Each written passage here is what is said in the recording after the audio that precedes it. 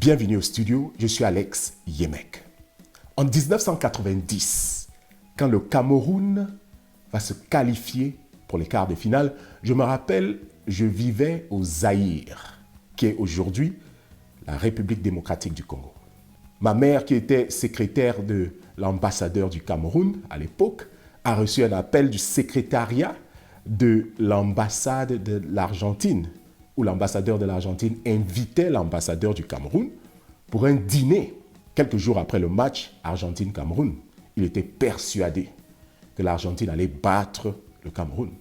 Après ce match-là, où le Cameroun va battre l'Argentine 1-0, ma mère a reçu l'instruction de rappeler l'ambassade de l'Argentine pour confirmer le dîner. L'ambassadeur du Cameroun qui se met au téléphone avec l'ambassadeur de l'Argentine et dit « Mon frère, j'espère que le dîner est toujours confirmé. » Après ça, le Cameroun va aller battre la Roumanie, la Colombie et par surprise, le Cameroun va être qualifié au quart de finale. Et au quart de finale, le Cameroun va rencontrer l'Angleterre. Le grand problème avec ce match-là, c'est que le Cameroun a dominé l'Angleterre avec un 2-1 la plupart du match. Et donc, c'était une humiliation. On avait peur, on se disait, mais écoute, ça c'est le même Cameroun, ce petit pays d'Afrique, qui va battre l'Angleterre. Non, il fallait à tout prix faire quelque chose. L'Angleterre ne pouvait pas accepter cette humiliation. Alors, qu'est-ce qui va se passer? 2 pénaltys d'injustice contre le Cameroun. Le résultat final va donner 3-2. Tout le monde savait qu'il y avait eu injustice. Le Cameroun va partir de là la tête haute. Le monde est surpris. Bien après ça, à cause du Cameroun, on va ajouter encore une équipe africaine de plus dans la Coupe du Monde 1994. Alors, qu'est-ce qui s'est passé? 2 choses. 1, on n'avait pas prévu qu'un pays africain devait arriver jusqu'à ce niveau-là. Et surtout pas humilier un pays comme l'Angleterre. Et c'est ça que le Cameroun a fait. Le Cameroun a humilié l'Angleterre. La deuxième des choses, c'était que dans ces matchs que vous voyez là, il y a beaucoup d'argent que l'on investit là-dessus. Si le Cameroun avait battu l'Angleterre, passé aux demi-finales et peut-être même arrivé au final, beaucoup de gens allaient perdre leur argent. Parce qu'on ne mise pas sur des petits pays comme le Cameroun. On n'attend pas que ces pays-là vont arriver quelque part. Voilà pourquoi le Cameroun devait absolument perdre ce match. Alors, le 28 octobre 2023, en Arabie Saoudite, Francis Ngannou du Cameroun va revivre l'expérience que Roger Milla et Oumar Mbiyik du Cameroun avaient vécue en 1990.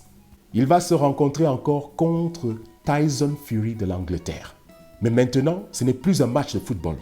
On parle d'un combat de boxe.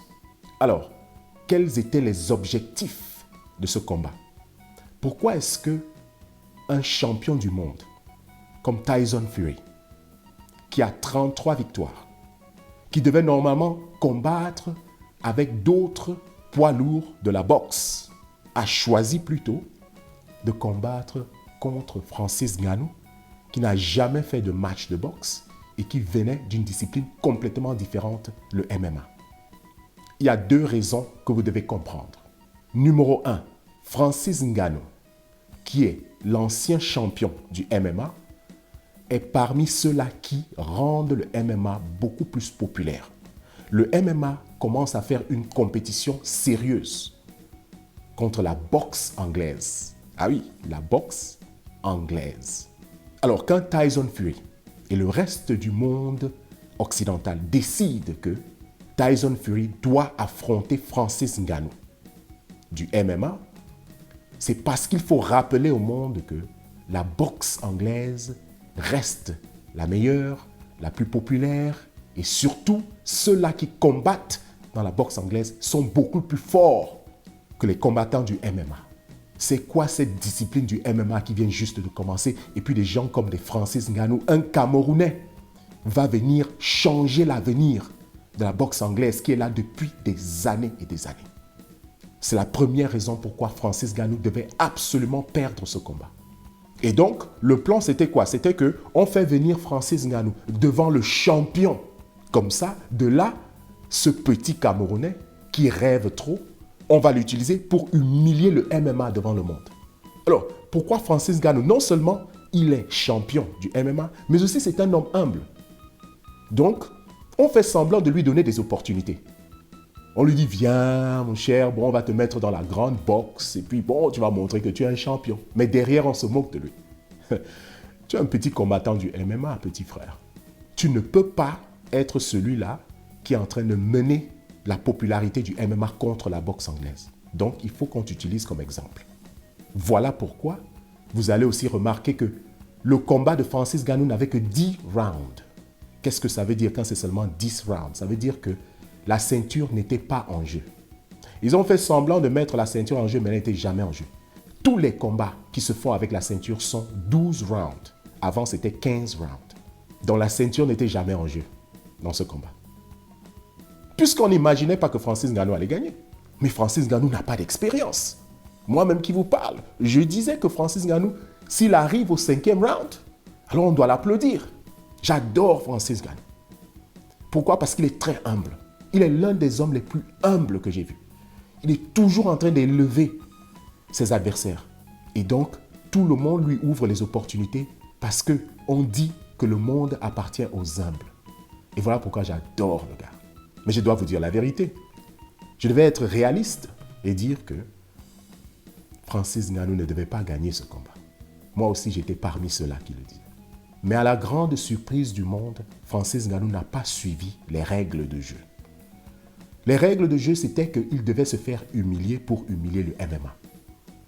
On allait un peu le supporter et lui dire, écoute mon frère, t'en fais pas, c'est ton premier combat, ça n'a rien à voir à faire avec toi, c'était très normal que tu perdes. Et Francis Ngannou n'a pas voulu suivre ça. On va demander à Francis Ngannou que, est-ce que tu crois que tu peux gagner ce combat devant une décision des juges?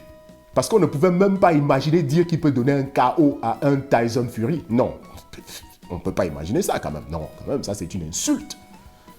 Donc on lui dit, dans une décision, est-ce que même là-bas tu crois que tu peux gagner? Francis Ngannou qui dit, tout est possible. Parce que parfois, même ma mère n'a pas cru en moi.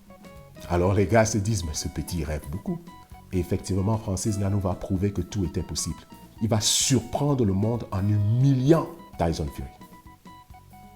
Tout comme le Cameroun en 1990, qui menait l'Angleterre 2-1, le Cameroun de Francis Ngannou va faire tomber l'Angleterre de Tyson Fury 2 fois de suite devant le monde. Et tout comme la Coupe du Monde de 1990, où le Cameroun va humilier l'Angleterre, une fois encore, le Cameroun de Francis Ngannou va humilier l'Angleterre de Tyson Fury devant le monde entier. Donc, la première raison, c'est qu'on devait humilier le MMA. Et Francis Ngannou était le cobaye qu'on devait utiliser. La deuxième raison, pourquoi il était très important que Francis Ngannou perde ce combat, c'est qu'il y avait beaucoup d'argent qui avait été misé. Ah oui. Les gens ne comprennent pas ces combats. Il n'y a pas seulement le talent qui est dans ces choses que vous voyez, que ce soit dans le football ou la boxe, ou alors d'autres sports très populaires. Mais il y a beaucoup d'argent qu'on a misé. Quand vous voyez l'Arabie Saoudite prendre ce combat, c'est parce qu'il y a beaucoup d'argent qui avait été misé. Ne soyez pas surpris que 99% de ce gymnase où ces deux vont s'affronter ont misé contre Francis Ngannou. Et ne soyez pas surpris même quand on vous dise que même certaines personnes qui disaient que Francis Ngannou allait gagner ont misé contre Francis Ngannou en cachette. Il ne faut pas que ça vous surprenne. L'une des raisons pourquoi Tyson Fury va accepter de combattre Francis Ngannou, c'était à cause de l'argent. Ce match était excessivement cher. Beaucoup plus que les autres poids lourds de la boxe anglaise qui attendaient en ligne pour combattre Tyson Fury. Pourquoi? Parce que le MMA devient très populaire. Francis Ngannou contre Tyson Fury, ça coûte cher. Voilà pourquoi il accepte de faire ce combat. Il sait qu'il va se faire beaucoup d'argent. Et pas seulement lui. Beaucoup de millionnaires et milliardaires vont se faire d'argent derrière ce combat. Tyson Fury, après le combat de de Cyril Ngane va dire à Francis Ngannou que, mon cher, viens dans la boxe anglaise où tu vas te faire du vrai argent. Et donc, si Francis Ngannou gagnait ce combat, mais beaucoup de gens allaient perdre de l'argent. Ça allait être une catastrophe financière. Pas nécessairement pour la boxe elle-même, mais pour les milliardaires et millionnaires qui ont investi dans ce match. Non seulement l'Angleterre va être humiliée quand Francis Ngannou va mettre Tyson Fury à terre, mais en plus de ça, vous voulez aussi prendre leur argent? Mais soyons un peu réalistes. Francis Ngannou devait perdre ce combat. La vérité, c'est que Francis Ngannou a surpris le monde entier. Ce petit Camerounais-là est venu montrer au monde qu'un combattant du MMA peut mettre KO un champion du monde de la boxe anglaise. Francis Ngannou a gagné son combat. Ça, c'est très clair. Devant les yeux du monde, il a gagné. Mais aussi, il a appris une leçon au monde entier. C'est qu'on ne sous-estime pas quelqu'un. Tyson Fury a fait semblant, comme s'il donnait à Francis Ngannou du respect. On disait même qu'il a programmé un autre combat 2 mois après celui de Francis Ngannou. Ça ne se fait pas. Le père de Tyson Fury, pendant leur conférence de presse, s'est levé et a commencé à faire du bruit pour dire que mais c'est un manque de respect que vous soyez en train de dire que Francis Ngannou peut imaginer dans ses rêves qu'il peut battre son fils, Tyson Fury. Ce qui s'est passé avec Francis Ngannou n'est pas une histoire de racisme. Non, c'est pas du tout. Il ne faut pas se mettre en tête que parce que c'était un noir qui combattait contre un blanc, qu'on a refusé la victoire à Francis Ngannou à cause du racisme. Non, ce n'était pas ça. Cela n'avait rien à voir à faire avec Francis Ngannou. Non, ce n'est pas lui qu'on essayait d'humilier hier. C'est le MMA qu'on a essayé d'humilier parce que la boxe anglaise est en train de perdre sa popularité. Mais aussi, il y avait beaucoup d'argent qui était en jeu. Francis Ngannou devait simplement servir à réinstaurer l'importance de la boxe anglaise. Envoyer le message dans le monde qu'un combattant du MMA ne vaut rien devant un combattant de boxe anglaise. Alors, quand nous venons émettre le cœur dans cette histoire-là, on est en train de crier, on s'est dit non, on a volé la victoire à Francis Ngannou et tout. Après tout ce que je viens de vous expliquer là, vous allez encore croire que Francis Ngannou devait gagner ce combat?